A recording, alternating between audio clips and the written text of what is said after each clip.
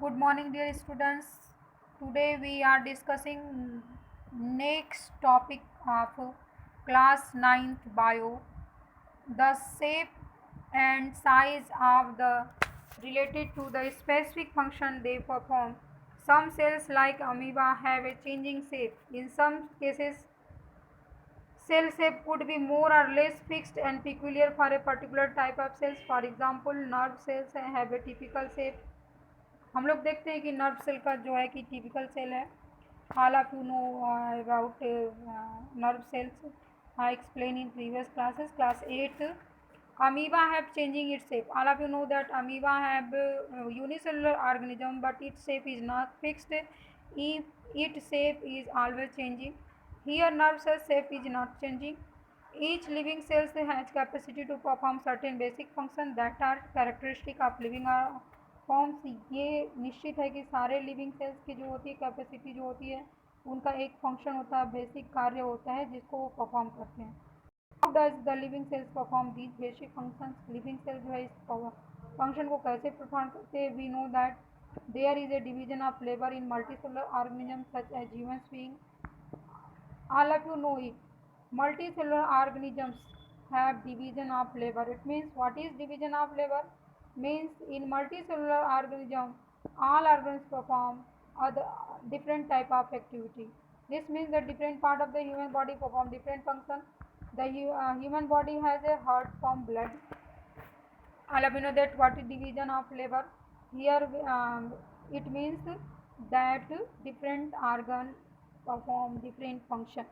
Here example heart form blood, stomach digest food and so on. इस तरीके से इनका कार्य बटा होता है. हार्ट का काम होता है कि ब्लड को पंप करे. स्टमक का काम होता है भोजन को डाइजेस्ट करना. Division of seen within a single cells. कभी कभी ये डिवीजन ऑफ लेबर जो है सिंगल सेल्स में भी देखा जाता है. इनफैक्ट इस such cells has no certain specific components within it is known as cell organelles. लेकिन फिर भी जो है कि उनमें कोई स्पेसिफिक कंपोनेंट्स नहीं होता है जिसको हम लोग सेल ऑर्गेनल्स बोलते हैं. Each kind of cell organelles perform special function such as making new material in the cell.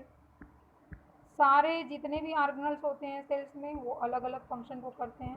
Clearing of the waste material from the cell and so on. कभी कभी वो सारे फंक्शंस को करते हैं. उसमें जो वेस्ट मटेरियल उसको रिमूवल का भी काम करते हैं. A cell is able to live and perform all its function because these organelles. और इन्हीं की मदद से इन ऑर्गेनल्स की मदद से सेल्स जो है कि सारे फंक्शंस को परफॉर्म कर लेती है.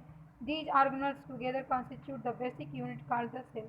और ये ऑर्गेनल्स किससे बने होते हैं. सेल से ही बने होते हैं. It is interesting that cell are bound to have a same organelles no matter what their function or what organism they are found in. Cells are found have same organelles. सारे organelles में एक ही प्रकार के sales होते हैं लेकिन उनका function क्या होता है इसके बारे में हम लोग क्वेश्चन क्लियर हो गया है. Who discovered cell and how. Previously I discuss this question. Why is the cell called the structural and functional unit of life? In this topic, we often answer this question. What is cell made up of? What is the structural organization cell? वास्तव में cell क्या है, cell कैसे बना हुआ है, उसके बारे में इस टॉपिक में हम डिस्कस करेंगे. We saw above the cells as special components. आज आप सभी जानते हो कि सेल में एक स्पेशल कंपोनेंट्स होता है जिसको सेल ऑर्गेनल्स बोलते हैं. If we study cell under microscope, you would come across three features in almost. अगर हम माइक्रोस्कोप से सेल का ऑब्जर्वेशन करते हैं तो उसमें तीन फीचर्स मेन होते हैं. Firstly plasma membrane, then nucleus and then cytoplasm. All activities inside the cell and interaction of the cell with the environment are possible due to the these features. और इसी की वजह से सारे एक्टिविटी को cell जो है परफॉर्म करती है. Firstly we discuss here plasma membrane. Plasma membrane क्या है. Our cell membrane. This is the outermost covering of the cell that operates the content of the cell from external environment. या outermost covering होता है cell का जो कि इसको अलग करता है. The plasma membrane allows permits the entry and exits of some materials in and out of the cell. Plasma membrane ही कुछ मटेरियल्स को अंदर आने देता है और कुछ को बाहर भेजता है. It also prevent movement of some अब there material the cell membrane therefore called selectively permeable membrane, कुछ सेलेक्टेड पदार्थ को अंदर आने देता है, इसी से इसको सेलेक्टिवली परमेबल मेम्ब्रेन भी बोलते हैं। और इन मूवमेंट्स सबस्टेंस का कैसे होता है सेल्स के अंदर? Some substance like carbon dioxide oxygen can move across the cell membrane by the process of called diffusion. What is diffusion? Your topic is diffusion. Diffusion means movements of molecules from higher concentration to lower concentration. We will know it well when अगर कभी हम अगरबत्ती एक corner में जलाते हैं तो पूरे घर में हमको सुगंध महसूस होता है। इसका एक वेल उदाहरण है किसका? डिफ्यूजन का। We saw there is spontaneous movement is substance from region of higher concentration to region of lower concentration is known as diffusion. Something similar in this happens cells when, for example, some substance like carbon dioxide, which is cellular waste requiring to be excreted out of the cell, accumulates high concentration inside the cell in the cell's external environment. जब कभी carbon dioxide का movement इसी पे based होता है, diffusion के द्वारा ही carbon dioxide का जो है कि कार्बन डाइऑक्साइड का ट्रांसपोर्ट होता है। The concentration of CO2 is low compare to that inside of the cell. अगर इनसाइड सेल का जो बाहर का कंसनट्रेशन, अगर कार्बन डाइऑक्साइड का बाहर में कंसनट्रेशन कम है और अंदर में ज़्यादा है, as soon as there is a difference concentration of CO2 inside the outside of the cell, CO2 move outside of the cells। क्या होगा? अगर बाहर कंसनट्रेशन कार्बन डाइऑक्साइड का कम है तो कार्बन डाइऑक्साइड जो है वो बाहर के तरफ निकलेगी। कहाँ से? सेल से। The region of higher concentration to region of low concentration outside of the cell by the process of diffusion. और ये किसके द्वारा होता है? डिफ्यूजन के। Similarly O2 enters in the cell the process of diffusion. इसी तरीके से ऑक्सीजन भी इंटर करता है। अगर हायर कंसनट्रेशन आउटसाइड में है तो ये किधर जाएगा? किधर इसका मूवमेंट होगा? अंदर की तरफ, सेल के अंदर की तरफ ये मूव करेगा। तो higher concentration to lower concentration जो है मूवमेंट होता है। Thus diffusion play important role in gases exchange between the cells as well as the cell and external environment. इस तरीके से डिफ्यूजन के द्वारा जो है गैसेस एक्सचेंज होता है सेल्स के अंदर और एक्सटर्नल इन्वायरमेंट के। तो water also obey law of diffusion. Water भी लॉ ऑफ डिफ्यूजन को फॉलो करता है, लेकिन इस प्रोसेस को ऑस्मोसिस बोलते हैं। The movement of water molecules through such selectively permeable membrane is called osmosis. जो इसके द्वारा मूवमेंट होता है उसको ऑस्मोसिस कहते हैं। इसमें सेलेक्टिवली परमेबल मेम्ब्रेन जो इन्वॉल्व होता है। The movement of water across the plasma membrane also affected by the amount of substance dissolve in water. ये क्यों होता है? क्योंकि इसमें जो डिजॉल्व होता है, वाटर में जो कुछ भी डिजॉल्व होता है उस पर निर्भर करता है। Thus osmosis passing water from region of the high water concentration through the semi permeable membrane region of low water concentration। इसलिए ऑस्मोसिस जो है वाटर का मूवमेंट हायर से लोअर के तरफ कराता है। किसके द्वारा? सेमी परमेबल के द्वारा।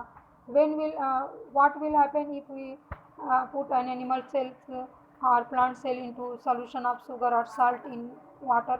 क्या होगा अगर हम जो है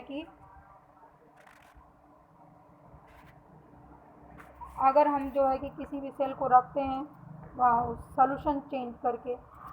if the medium surrounding of the cell, एक सेल लेते हैं और उसको एक मीडियम में रखते हैं, उसमें कंसनट्रेशन, वाटर में कंसनट्रेशन ज़्यादा है, वाटर कंसनट्रेटेड है, यानी कि उसमें कुछ मटेरियल्स वो घुले हुए हैं। Then what happens, meaning that the outside solution is very dilute. और तब अंदर का सोल्यूशन, सेल के अंदर का सोल्यूशन डाइल्यूट होगा।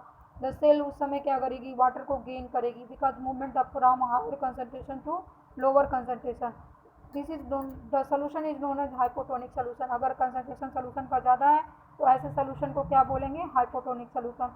Water molecules are free pass across the cell membrane in both direction but more water will be coming to the cell then will leave. दोनों direction में मूवमेंट होगा लेकिन ज़्यादा अंदर आएगा, कम जो है बाहर जाएगा। The net result is the water enters in the cell and cell is likely swell up. और इसका रिजल्ट क्या होगा? वाटर जो है अंदर सेल के अंदर जाएगा और सेल जो है स्वेल अप हो जाएगी। इफ द मीडियम है exactly the same water concentration as the cell there will be not net movement of water in the cell membrane.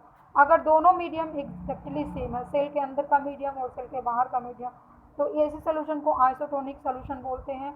और वाटर क्लासेस जैसे बोथ डायरेक्शन में मूवमेंट जो है वो सेम होगा, सेम अमाउंट में जो है कि मटेरियल जो है अंदर जाएंगे, सेम मटेरियल बाहर, सेम अमाउंट में मटेरियल बाहर भी आएंगे। If the medium of lower concentration of water then the cell. अगर सपोज कल हमने वाटर लिया, उसमें उसका कम मतलब मटेरियल कम घुले हुए हैं और उसमें हम सेल को रखते हैं, तो क्या होगा? सेल से जो भी कंटेंट है वो बाहर की तरफ मूव करेगा। Because movements from the higher concentration to lower concentration. और ये जो है कि वाटर लॉस होगा, ऑस्मोसिस होता है, सच सोल्यूशन हाइपरटोनिक सोल्यूशन। ऐसे सोल्यूशन को क्या बोलेंगे? Hypertonic solution. Again water crosses the cell membrane both direction but time more water cell then enter. दोनों डायरेक्शन मूवमेंट होगा, लेकिन बाहर निकलने की जो वाटर का जो क्वांटिटी होगा वो ज़्यादा होगा बशर्ते अंदर जाने की। तो सेल क्या होगी? श्रिंक हो जाएगी, सेल जो है सिकुड़ जाएगी। Thus osmosis special case of diffusion through the selectively permeable membrane. इस तरीके से ये एक स्पेशल केस है। Now we come on the topic cell wall.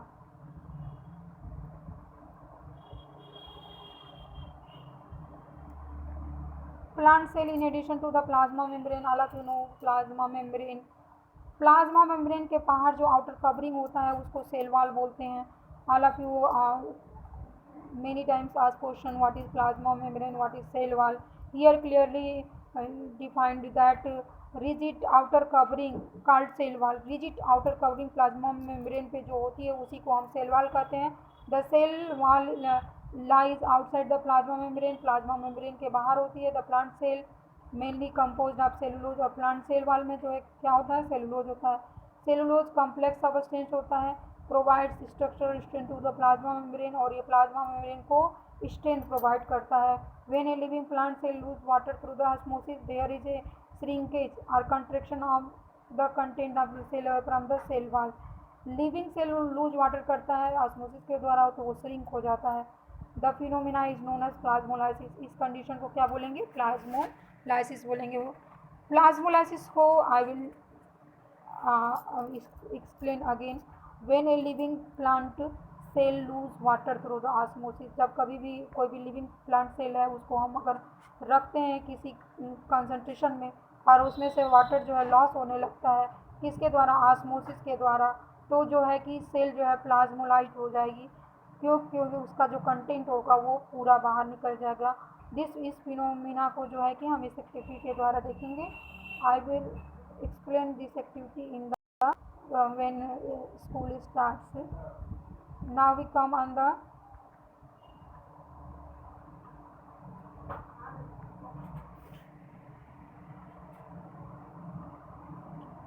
cell walls permit the cells of plant fungi bacteria to withstand very dilute external medium without bursting। Cell wall का work क्या होता है? ये इसका वर्क जो होता है सेल को, प्लांट्स को, फंगी को, बैक्टीरिया को हाइपोटोनिक सोल्यूशन में भी विथस्टैंड करने का जो है कि ताकत प्रोवाइड करती है, जिससे कि ब्रस्ट होता है। In such media cells tend to be take up water by osmosis. और इस तरीके से ऑस्मोसिस के द्वारा जो है सेल जो है वाटर को लेती है। The cell swells building up pressure against the cell wall. और सेल स्वेल्स हो जाता है और प्रेशर बनाता है। The wall exert an equal pressure against the swelling cells. और इसी के तरीके से वॉल भी इक्वल और अपोजिट प्रेशर को एक्सर्ट करती है। Because of their wall such cells can be withstand such greater change in the surrounding medium of the animal cell. और इसकी वजह से जो है सेल वॉल की वजह से कोई भी सेल जो है सराउंडिंग मीडियम में जो है सर्वाइव कर लेती है। Now we come on the topic nucleus. Remember the temporary mount of onion peel. इसको हम लोगों ने जब ओनियन पील को तैयार किया था स्कूल में क्लास 8 में, we know it well. Nucleus in the cell we see in the microscope clearly, we observe nucleus and cell। Further, when we put iodine solution on the peel, did each get evenly colored? अगर हम उसमें iodine solution डालते तो वो colored हो जाता है। According to their chemical composition, different region of cells get colored। और chemical composition की वजह से जो है ये colored होता है। Some region appear darker, कुछ region जो है darker होते हैं। Apart from iodine solution, we would also use saprolene। Iodine solution के अलावा हम लोग सेप्रेनिन का भी यूज़ कर सकते हैं। We have observe cell from the onion, let us now observe cells from our own body. और यहाँ पे एक एक्सपेरिमेंट है जिसमें हम लोग को ओन बॉडी के द्वारा जो है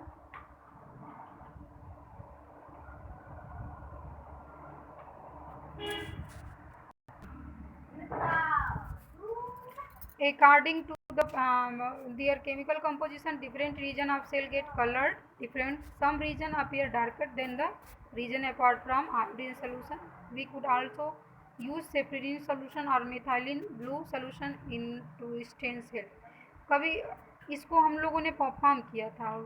we clearly look in under microscope in class 8। यहाँ पे से हम लोगों ने सेफ्रिनिन लिया था, यहाँ पे इसने आयोडीन सोल्यूशन लिया है। यहाँ राइट भी कर रहा है कि we could also use safranin solution or methylene blue. इसके जगह पे हम लोग मिथाइलिन ब्लू भी ले सकते हैं और जो है कि सेफ्रिनिन भी ले सकते हैं। और हमने सेल को ऑब्जर्व भी किया था। लेकिन इन क्लास 9 हमको किसको लेना है, फ्रॉम आवर ओन बॉडी से किसी भी सेल को लेके एक्सपेरिमेंट करना है, जिसको हम लोग नेक्स्ट जब स्कूल ओपन होगा उसमें हम लोग इस एक्टिविटी को परफॉर्म करेंगे। Now we come on the some topics remaining here of nucleus. Nucleus, all of you know that nucleus is the double membrane layer.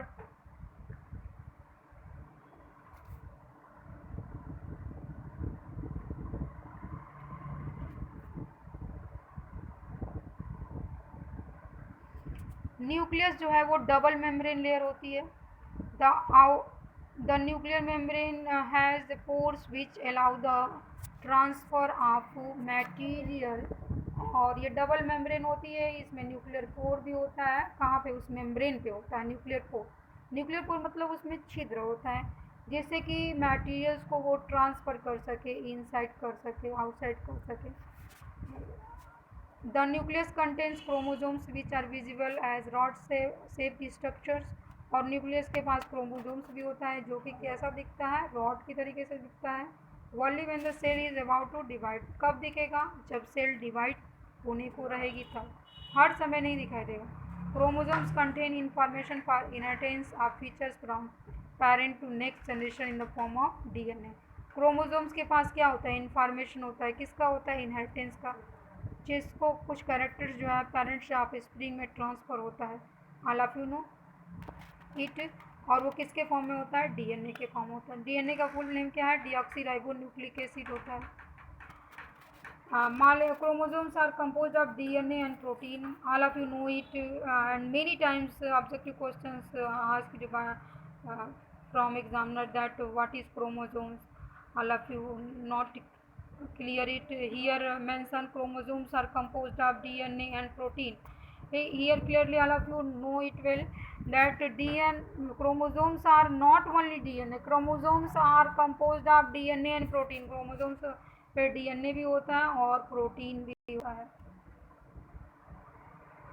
DNA molecules contain the information necessary for constructing and organise cells. इसमें क्या होता है, DNA में information होता है किसके लिए, organise sales को कंस्ट्रक्ट करने के लिए। Functional segment of DNA are called jeans.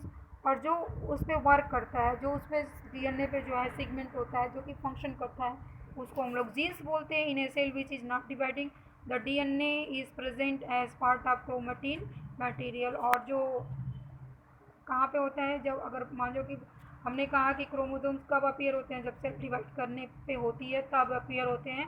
लेकिन अगर सपोज कर लो कि जो है कि सेल अगर मान लो कि डिवाइड नहीं होने वाली है, तब ये कैसे उस पर अरेंज होते हैं, तो उस समय ये क्रोमेटिन मटेरियल के फॉर्म में किसी भी सेल में पाए जाते हैं। Chromatin material visible in large mass of thread like structures. और उस समय इसी क्रोमोसोम्स का स्ट्रक्चर कैसा होता है, थ्रेड की तरह से, धागे की तरह से संरचना होता है। Whenever the cell is about to divide the chromatin material get organised into chromosomes. जब वो डिवाइड होना शुरू होती है उस कंडीशन में जो है ये क्रोमोसोम्स में चेंज हो जाता है। The nucleus play chemical role in cellular reproduction. और न्यूक्लियस जो है एक अच्छा रोल अदा करता है सेलुलर रिप्रोडक्शन में।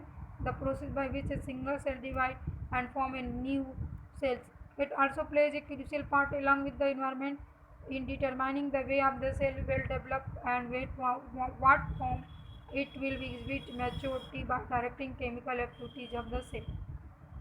Here some single cell divide and form two new cells. All of you know that how जो है कि any cell is divide. Firstly single cell divide, then form two new cells and they play in essential role in the environment. In some organisms like bacteria, the nuclear region of the cell may be poorly defined due to the absence of nuclear membrane.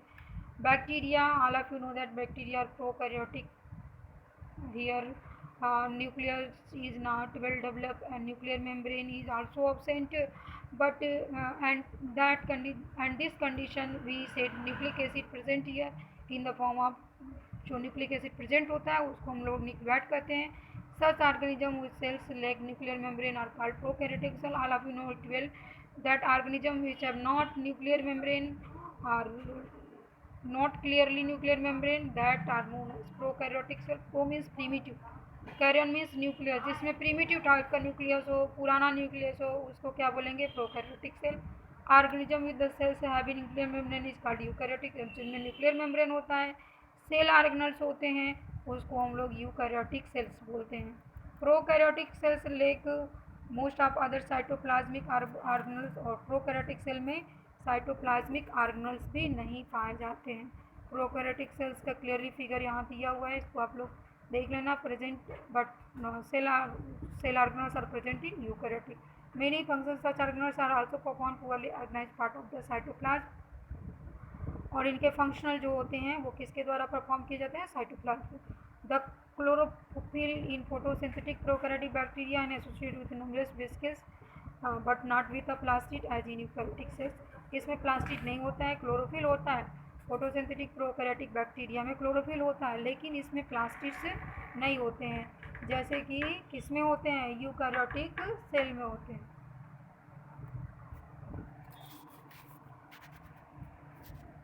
In the next video I will explain cytoplasm. It is too much today.